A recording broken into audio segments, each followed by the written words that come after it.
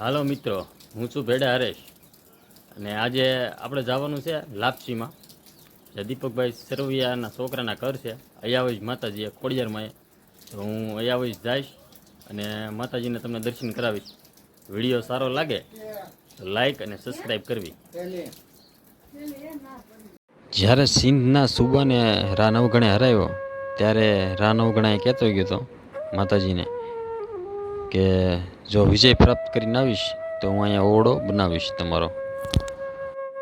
તો આપણે રસ્તાનું કંઈ બહુ લાંબુ લીધું નથી. આ અયાવજ ગામ છે, ડાયરેક્ટ અયાવજ ગામથી જ ચાલુ કરીએ. જ્યારે રા નવગણ બેન જાહલને છોડાવી સિંધમાંથી લાવ્યો ત્યારે રા નવગણે આ મંદિર બંધાવેલું છે ને એના બધા સૈનિકોને કીધું હતું એણે કે બધા એક એક ઈંટ લઈ લો. પાછો જ્યારે વિજય પ્રાપ્ત કરીને આવ્યો ત્યારે બધા એક એક ઈંટ લઈ લો.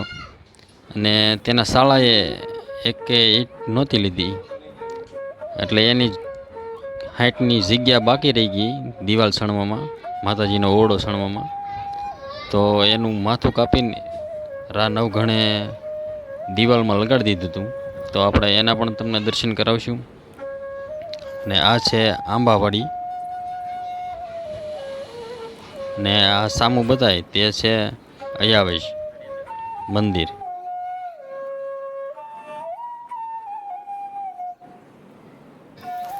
હાલો મિત્રો, તો આપણે ફાઇનલી પહોંચી ગયા છીએ અયાવજ ખોડિયારમાં. તો માતાજીના દર્શન કરીશું.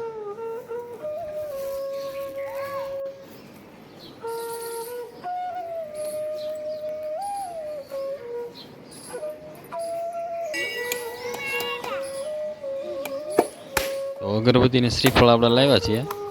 તો અહીંયા શ્રીફળ માતાજીને ચડાવ્યું અને હવે જઈએ અંદર માતાજીના દર્શન કરવા.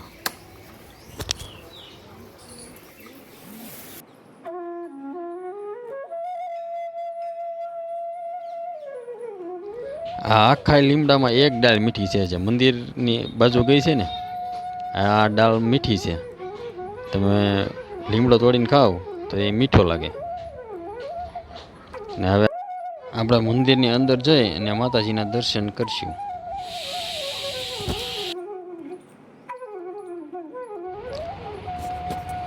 તો હવે મંદિરની અંદર જઈ અને માતાજીના દર્શન કરશું.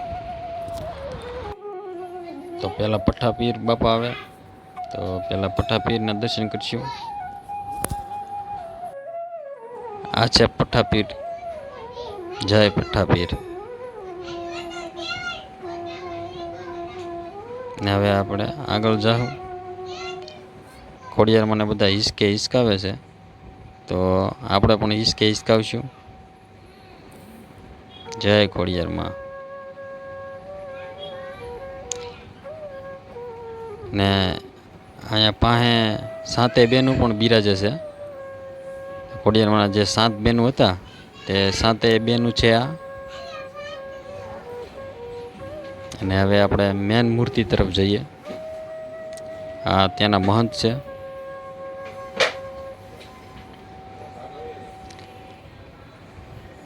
તો હવે આપણે મેન મૂર્તિના દર્શન કરી લો.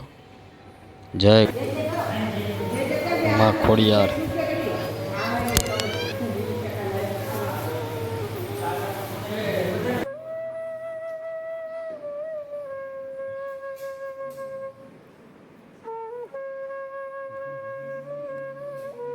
મેં તમને વાત કરી હતી ને, જે એક ભાઈ જે ઈંટ નહોતી લાવ્યા એનું માથું કાપીને રા નવગણે ચડાવ્યું. તો હવે આપણે તે જઈને જોઈશું. તે રા નવગણના શાળા હતા, તેનું નામ આદિત્ય પરમાર હતું. તેણે એક ઈંટ નહોતી લીધી તો રા નવગણે કીધું માતાજી આમ કેમ થયું, એક ઈંટ કેમ ઘટી? તો એ કે ચેક કરાવો એકાદી ઈંટ કોક નહીં લાવ્યું હોય. તો આ ભાઈ જે આદિત્ય પરમાર નહોતા લાવ્યા તો રા નવગણે એનું માથું કાપી અને ઈંટની જગ્યાએ મૂક્યું. અને હવે આવ્યા આપણા પઠ્ઠાપીરે. આપણે અત્તર લાવ્યા હતી તો અત્તર પઠ્ઠાપીરને ચડાવીશું. અને હવે જઈએ આપણે બહાર. આ મંદિરની જગ્યા છે, ઉપર જગ્યા છે. અને હવે આપણે જઈશું આગળ. આ શિકોતરના દર્શન કરશું. સિંધના શિકોતર એમ કહેવાય ને, તો આ છે આ શિકોતરમાં, તો એના દર્શન કરીશું આપણે. જય શિકોતરમાં.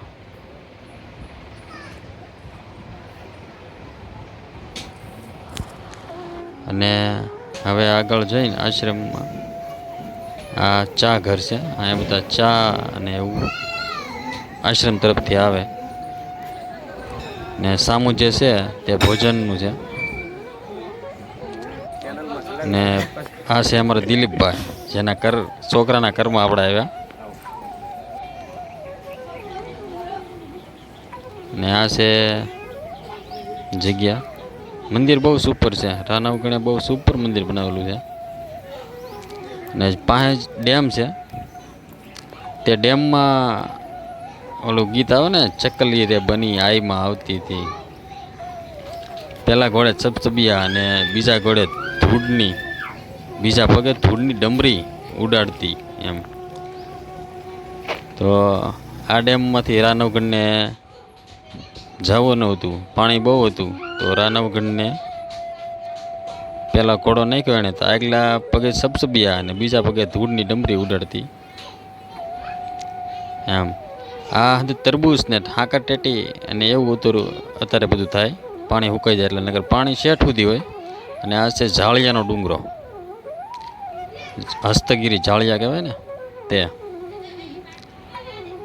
બહુ સુપર જગ્યા છે. અત્યારે ઉનાળામાં ચૈતર મહિનામાં આ તમે જોઈ શકો કેટલી હરિયાળી એમ.